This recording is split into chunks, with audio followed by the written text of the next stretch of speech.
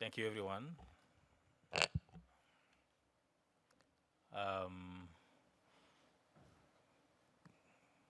Good morning, good evening, good afternoon, wherever you are joining us from. This press conference is organized by the Hands Off Mother Earth Alliance. The Global Forest Coalition is member of the alliance. So this alliance is a network that fights against geoengineering, and it's, of course, an international civil society network which fights against geoengineering technologies. Today, as SB62 continues, we are here to denounce all false solutions, especially geoengineering, proposed by developed countries and fossil fuels lobbyists to resolve the climate crisis. Indeed, the technologies that we are talking about, they are large-scale risky schemes set to manipulate nature and its ecosystems, including the Earth's oceans, lands, and atmosphere, the air. So those technologies use the nature, they manipulate nature. So we are also witnessing a growing number of outdoor geoengineering experiments and large financing commitments propping up the technologies. So those technologies are in defiance of international agreements as well. So the development of technologies is quietly embedded into UNFCCC process. We look at Article 6 of the Paris Agreement, carbon markets, opening the door to geoengineering technologies. So they are dangerous distraction from the systemic changes we urgently need to implement. So geoengineering is not a climate solution, it is a climate scam. So it is colonialism in a new form. So we will listen more on this subject from our three speakers. We are joined today by Dr. Mfoniso from Health of Mother Earth Foundation, who will speak about geoengineering in Africa. Mr. Tom Goldtooth from Indigenous Environmental Network, who will talk about the impacts of geoengineering on indigenous people and territories. Mr. Dylan Hamilton from Alliance of Non-Governmental Radical Youth, who will bring youth's perspective into the discussions. So without further ado, I will hand over to the first speaker, Dr. Mfoniso Antia. You have the floor. Thank you, Kwame. Good morning, afternoon, or evening, members of the press and colleagues and concerned citizens, wherever they're joining us or you're joining us from. This morning, afternoon, we're gathered here as civil society organizations to raise the alarm and send a clear message. And that message is that geoengineering has no place in Africa. I would want to say has no place in the world, but let me speak for Africa for now. So geoengineering has no place in Africa. It is not a climate solution. It is a dangerous distraction, and I can emphatically say that it is a new form of colonialism, and we don't want it. The very idea that African lands, skies, and communities should be used to test risky technologies like solar radiation modification, or what is now called manipulation, is both unethical and unjust. Africa did not cause the climate crisis. The global north, through centuries of industrial emissions, land grabs, and environmental destruction, is overwhelmingly responsible for the warming of our planet and the crisis that we face today. Yet, today, instead of cutting the emissions at the source, some of these same powerful actors are pushing unproven technologies that interfere with the Earth system onto Africa. The question is, why experiment with us? Why use our people and our ecosystem to test and use them as test subjects? This is climate colonialism in a new form, and we reject it outrightly. At the same time, Africa is also facing a growing threat from carbon markets and offsets, even as Mr. Kwame had mentioned earlier, schemes that commodify our forests and farmlands, often without the consent of communities. These markets are being framed as climate actions, but they allow polluters in the north to continue to do business as usual, while rejecting or restricting land use and livelihoods in the south. Carbon markets and offsets are a gateway for the enabler of geoengineering, because they normalize the idea that we can buy, trade, or manipulate our way out of the climate crisis that we face without real emissions reduction. It is exploitation wearing a green mask. So what would real solutions look like, if you ask? Real solutions are community-driven, people-centered, and rooted in justice, and they would include, number one, agroecology and sustainable agriculture that protect biodiversity and ensure food sovereignty. 2, public, decentralized, and renewable energy to power homes, schools, and healthcare centers, and maybe other public facilities. The next would be ecosystem restoration led by indigenous knowledge and local stewardship.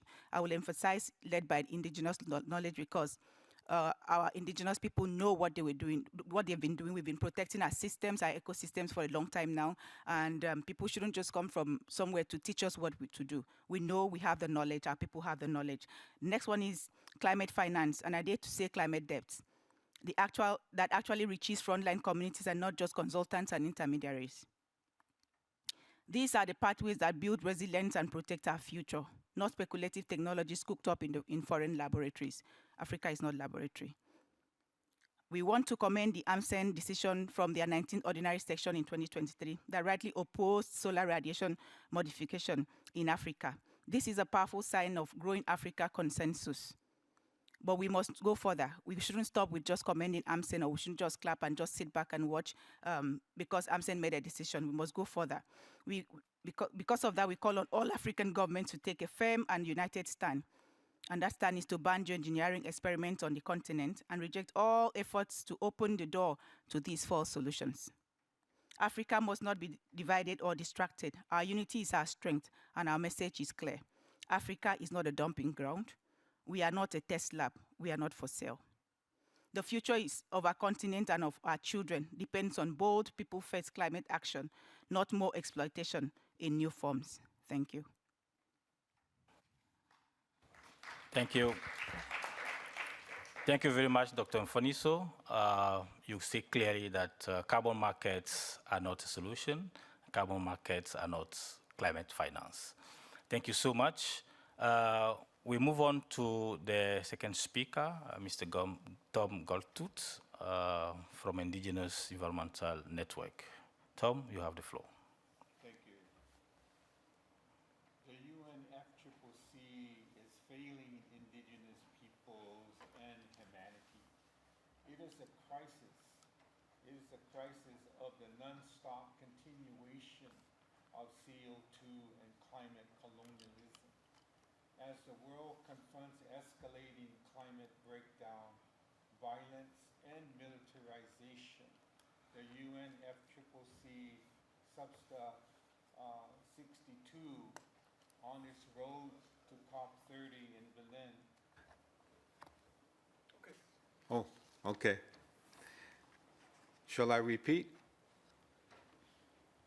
The UN is failing indigenous peoples. It is a crisis of the non-stop continuation of CO2 and climate colonialism.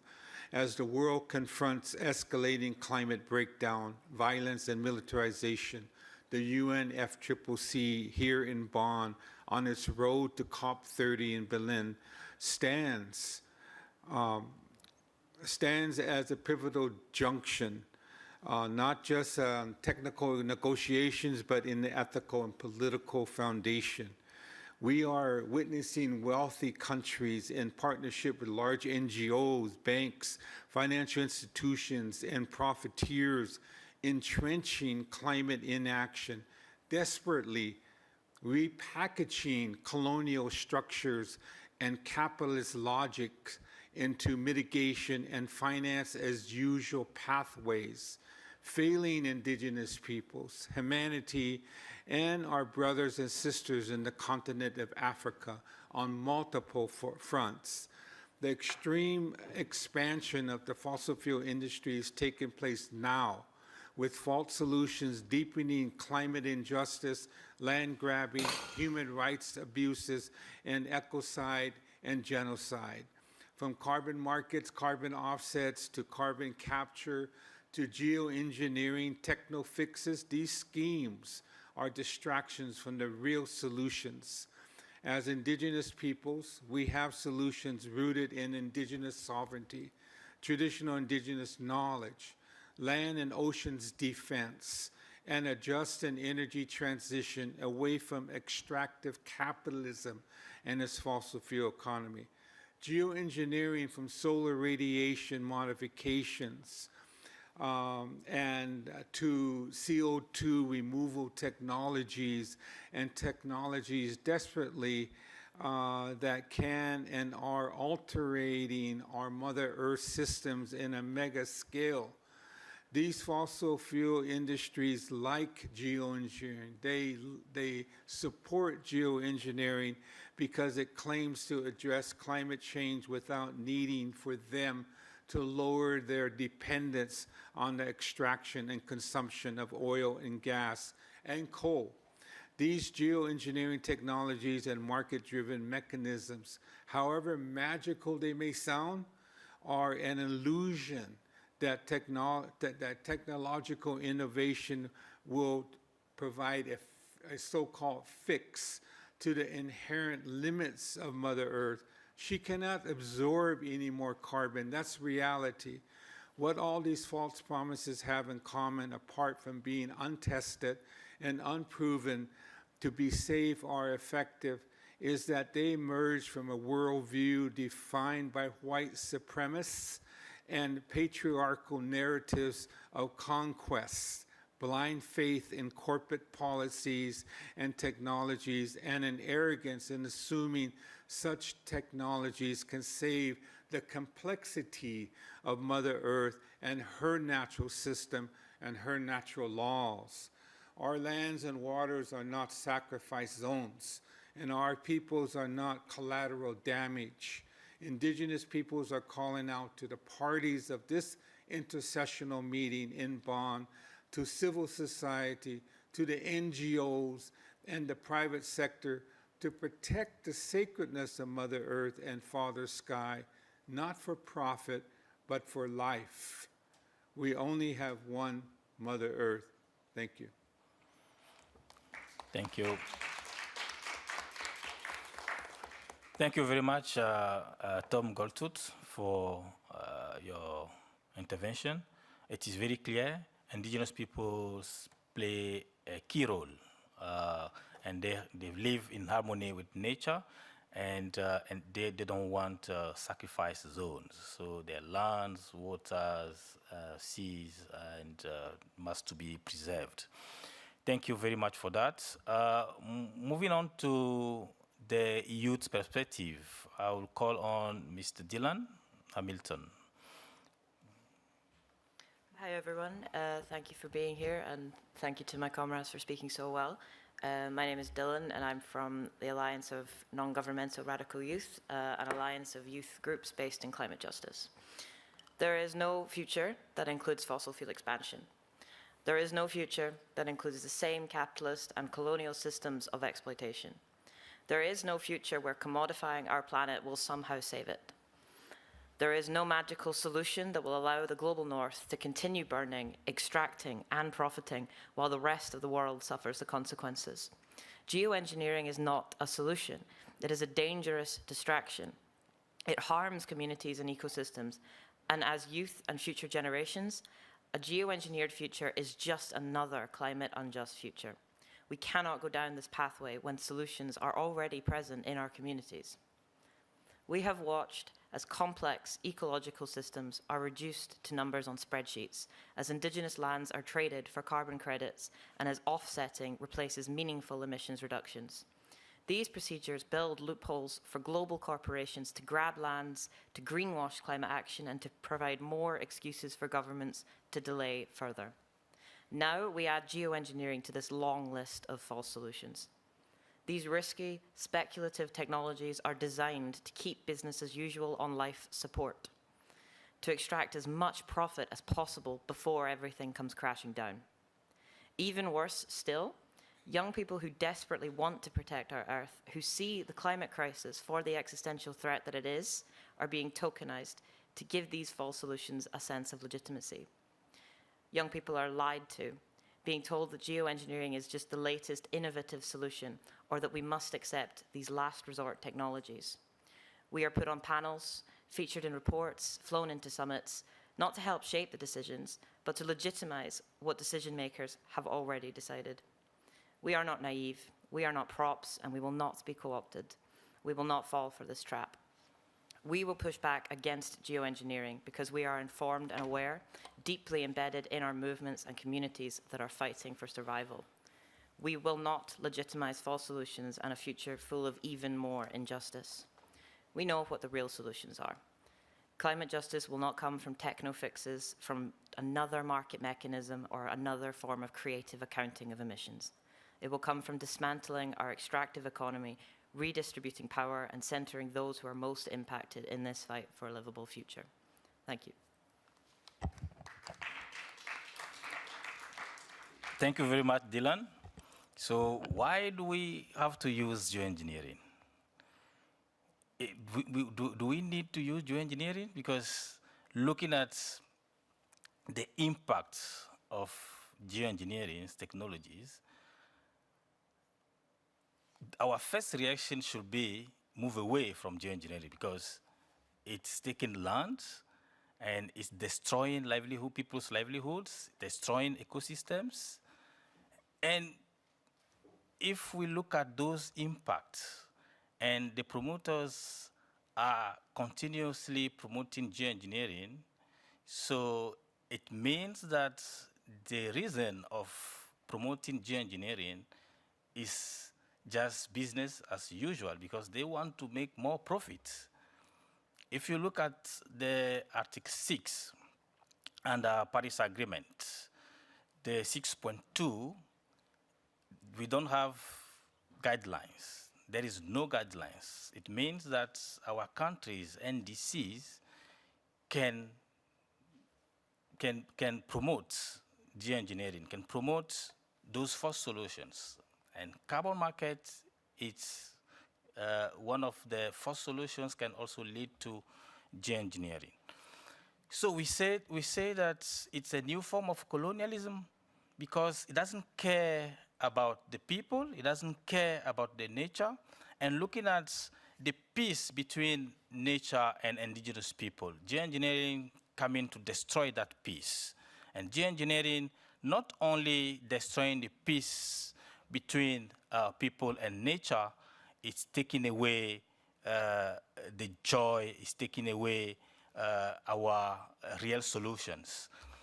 The indigenous people have their solutions, and the real solution for people we know it's agroecology, is the forest conservation, community forest conservation, and looking at the impacts of geoengineering as well, all those real solutions are washed off. So we reiterate that we want people-central solution, and those solutions should be taken into consideration. We also have governance in place, looking at the CBD moratorium, for instance, on geoengineering and London Convention, London protocols that protects our marine ecosystems. There is also a solar geoengineering non-use agreement backed by 1,500 academics and 2,000 civil society organizations and network, calling for a ban on solar radiation manipulation.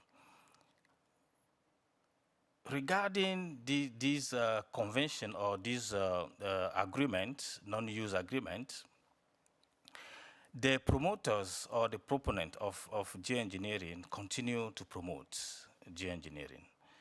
So we are calling everyone, civil society organizations, we are calling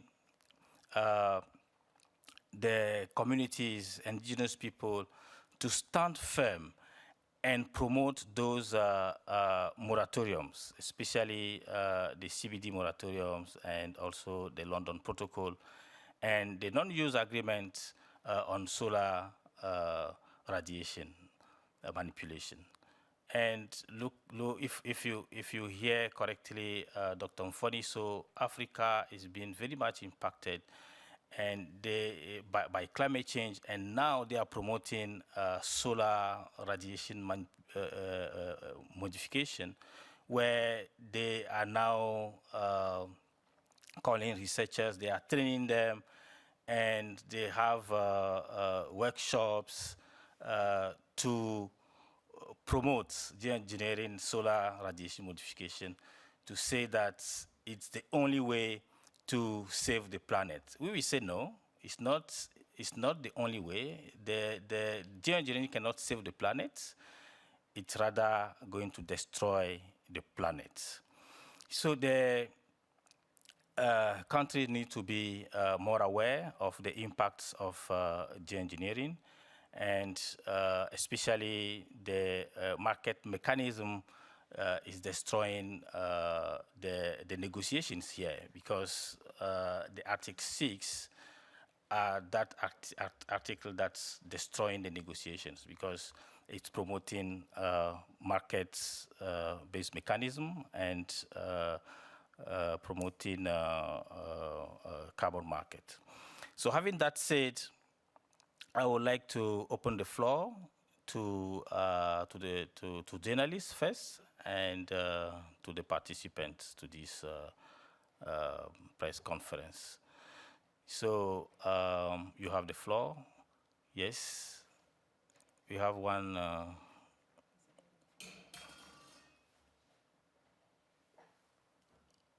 Can you introduce yourself? Yep. You say your name and organization. Thank you. Alistair Thompson from Scoop Media, New Zealand. I would like some, would it be possible to provide a little bit more detail as to what exactly is being proposed here? I mean, are we talking about experiments of solar radiation over the African continent in particular, or are we talking about the solar radiation, the solar modification over the whole planet? I mean, and the solutions, as I understand it, are sort of like putting silver oxide or some kind of reflective substance into the very upper atmosphere. I mean, what are we really talking about here?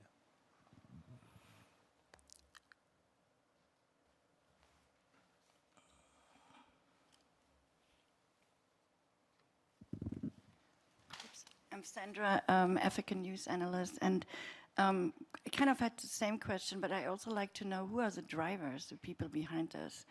Are these certain countries, scientists, corporations, and can you name a few? I mean, I've heard about geoengineering a lot from the US, but who are the people or the corporations behind this?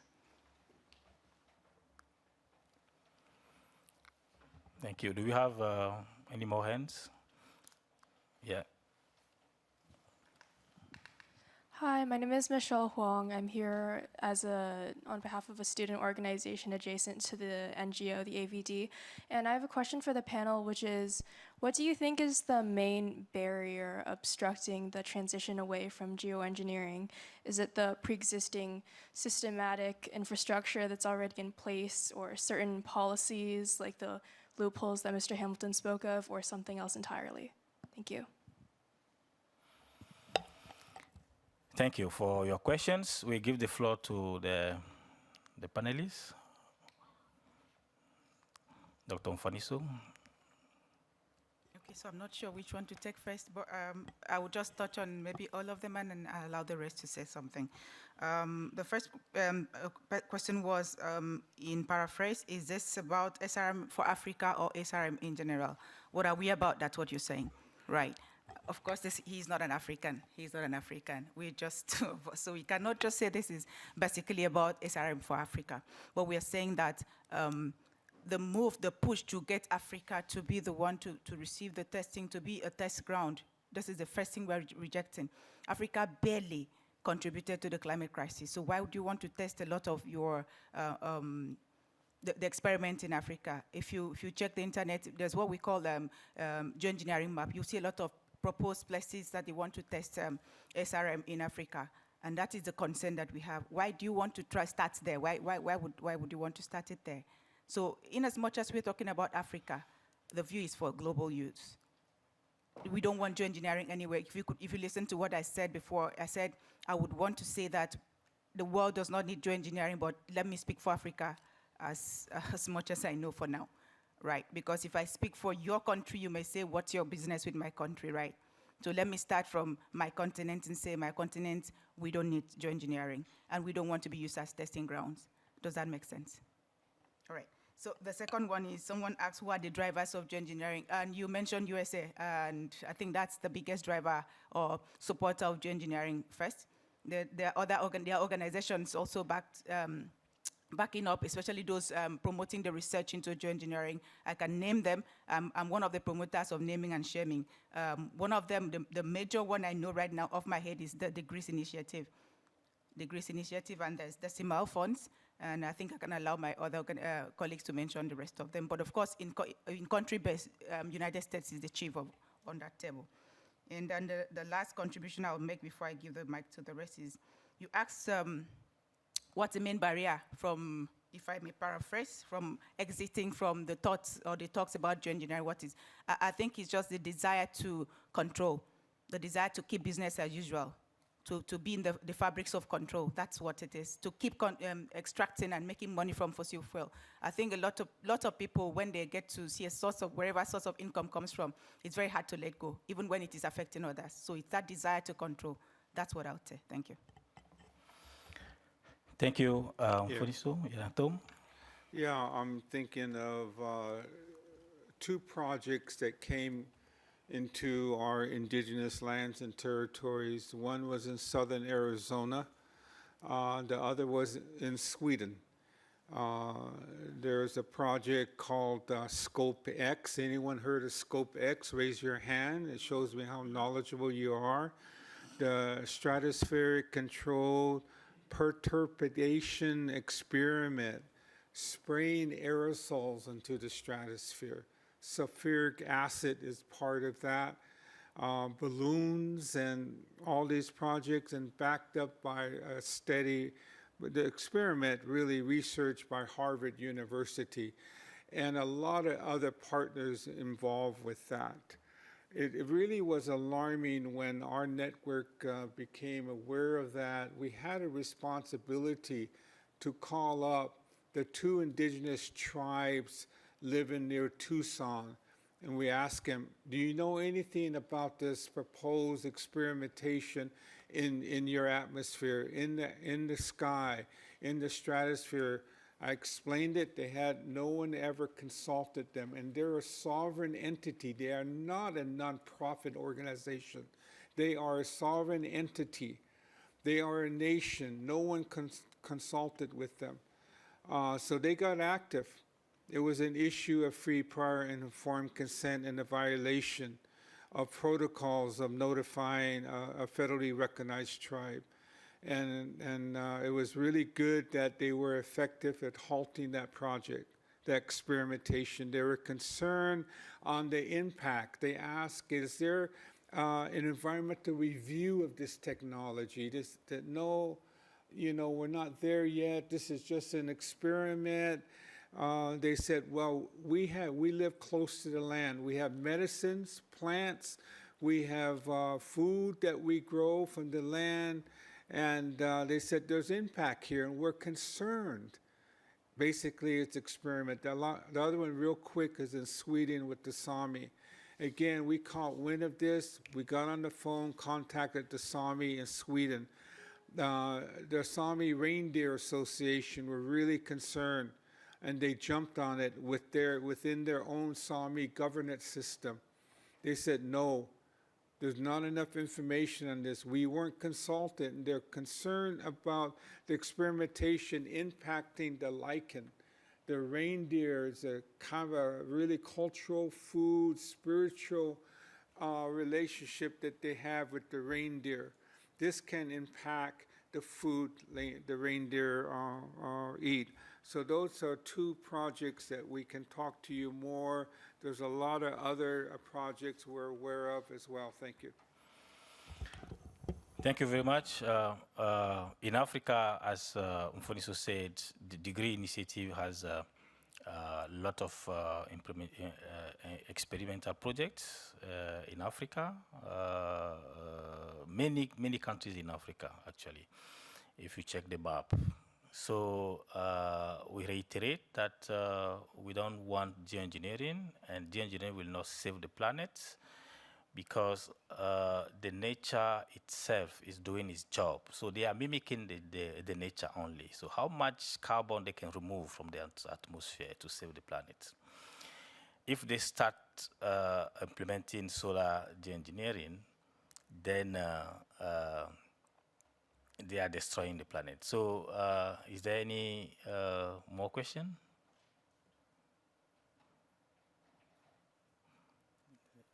We have 30 seconds. Okay, so Dylan, can you say the final words? Yeah, I can give a quick final context, I guess. As was said, I'm of course not from Africa. I'm from the global north. And my country recently announced billions in researching and doing open field experiments, which is incredibly dangerous in terms of solar radiation management. A lot of the particles that they want to use are ozone depleting substances, which would violate previous protocols. And of course, as I said, this is the global north, this is the UK. This is being driven by global north countries. It's being driven by corporations who want to do anything they can to delay having to stop business as usual. They don't want to. For some of them, they are imagining these magical solutions that will mean they can continue forever, and they genuinely believe it. For other people, it's deliberate distractions. They want to continue profiting as long as possible. But to us, this is incredibly obvious, and we will call it out as much as possible. Yeah. Thank you. Thank you for coming. The speakers will be outside to more questions. Thank you.